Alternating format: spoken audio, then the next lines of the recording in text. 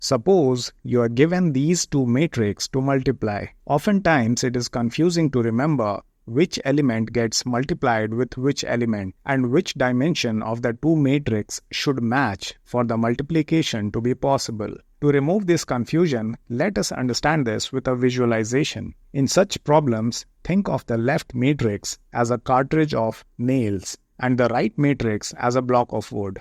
Then you pick up the first nail and insert it through all the columns in the wood.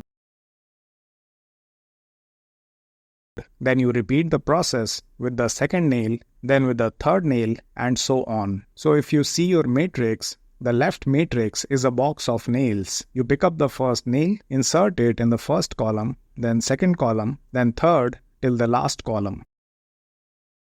Then you pick up the second row or the second nail and insert it in all the columns. Then the third nail, and so on.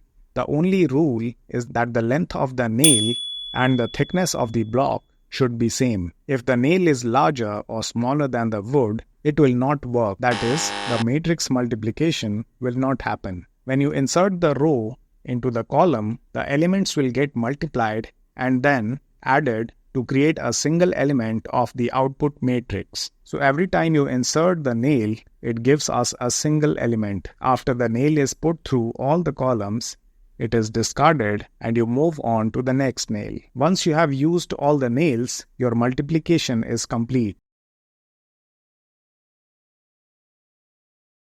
Now, if you think of the output matrix as a cartridge of nails, you will notice that it has the same number of nails, only the size of nails has changed. I hope this method will help you in memorizing how matrix multiplication works. If you liked the video, please take some time to subscribe our channel.